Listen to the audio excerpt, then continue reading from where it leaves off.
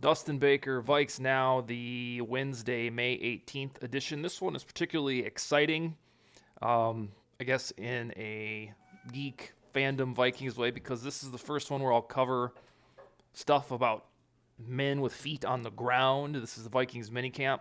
Up until now, I started the show in March. We talk about the draft, lead up to the draft, the fallout of the draft, the implications for the depth chart. This is one that's actually reacting to people's feet on the turf in Eagan, Minnesota. So this is going to be 8 early takeaways from Vikings Minicamp.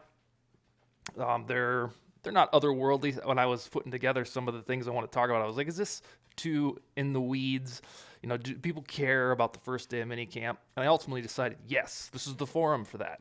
You don't have to watch it, but I think you like to know everything about the Purple football team. So I'm going to go through 8 things, takeaways, so to speak, from the first kind of videotaped items in Vikings minicamp. So the first one is quietly, there's no Danielle Hunter drama this year. At this time last year, we had 2 things operating.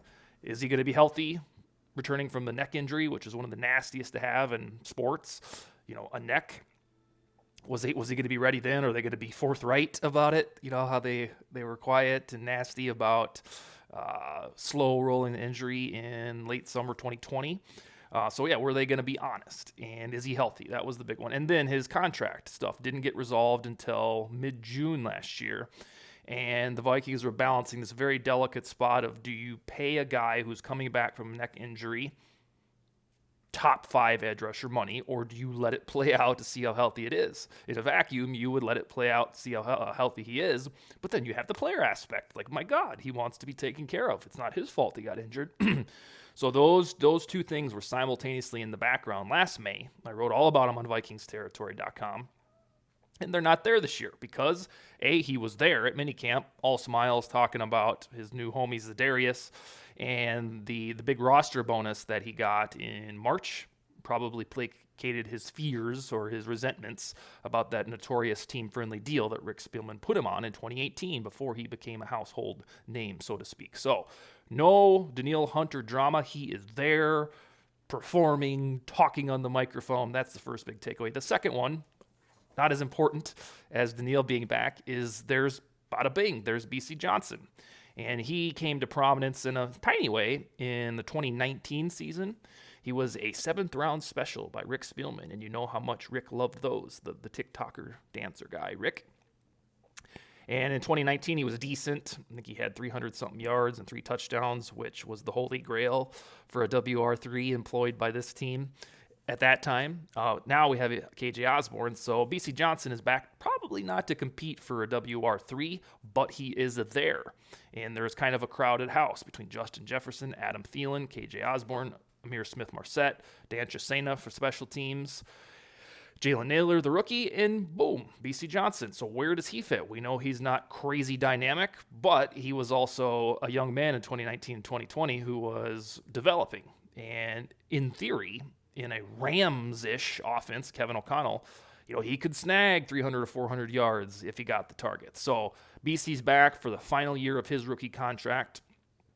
And it's interesting because he was such an afterthought. You'll recall he got hurt last year when, I think it was July 31st, when the training camp nugget hit that Nate Stanley had the coronavirus, Kellen Mond was an anti-vaxxer, and all that stuff.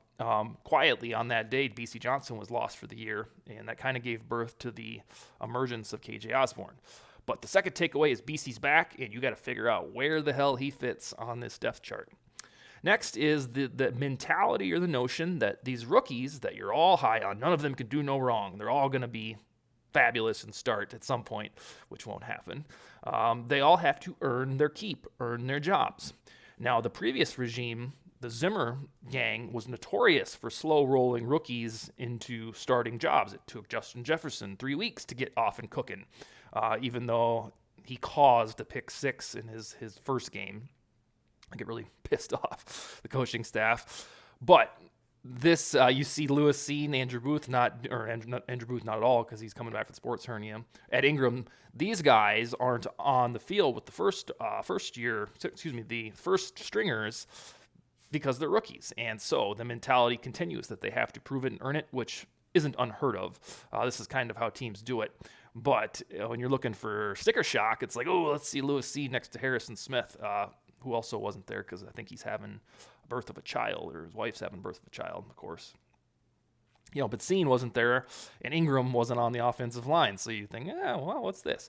It's because they're making them earn it, and good. That's the way it should be.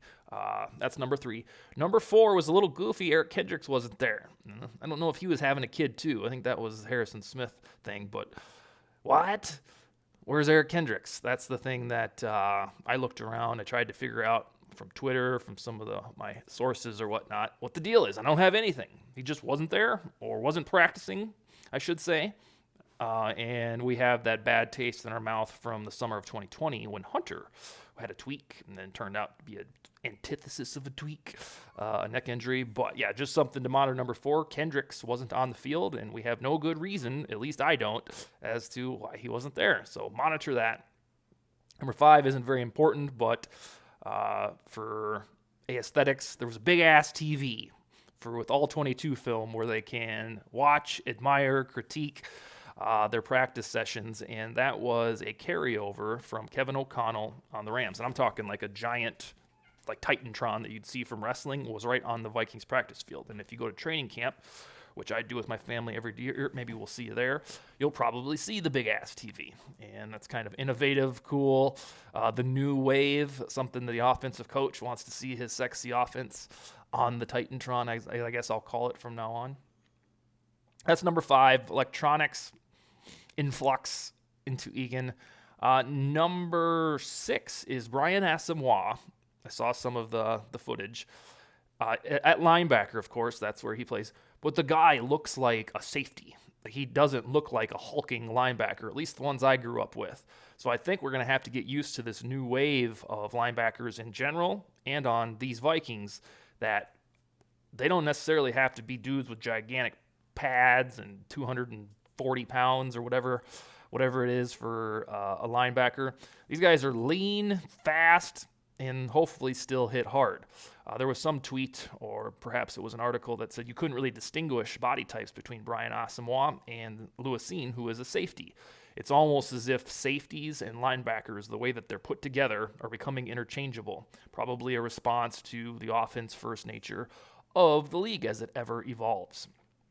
And I'll always maintain, this is not a Vikings topic, and hopefully you'll care, that the league changed forever when the 2013 Broncos threw the ball all over the place. Manning had 55 touchdowns.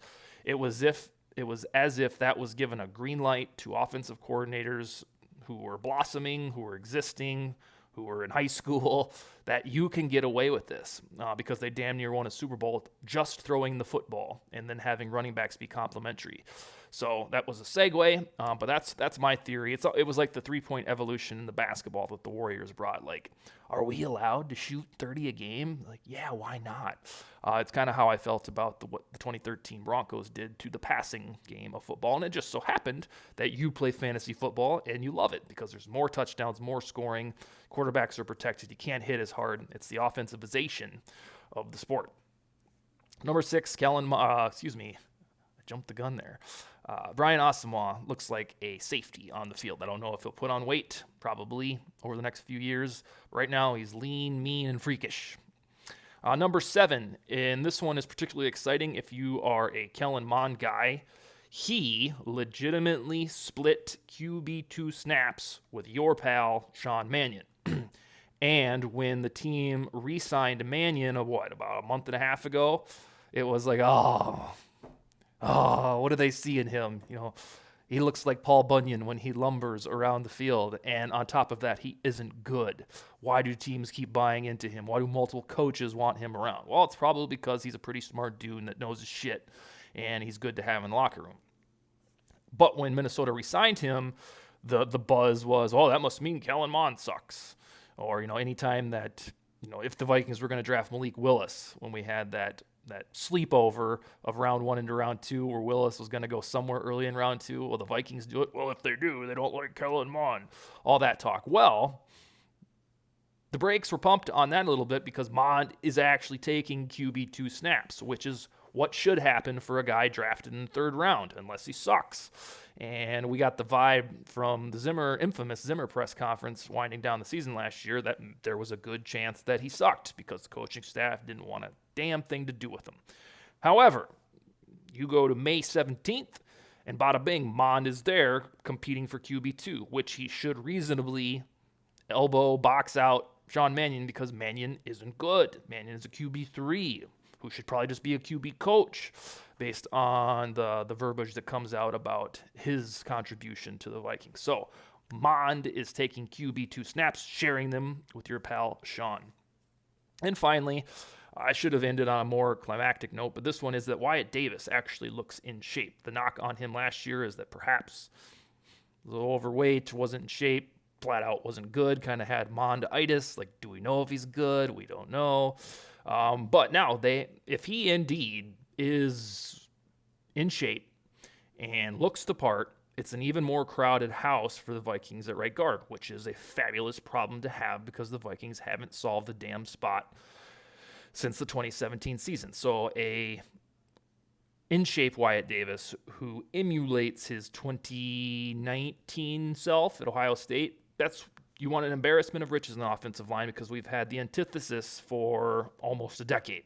You want Davis to be good, and you want him to push Jesse Davis and Chris Reed to the brink and Ed Ingram. You can never have too many good offensive linemen, especially for this team who has stunk in that field forever.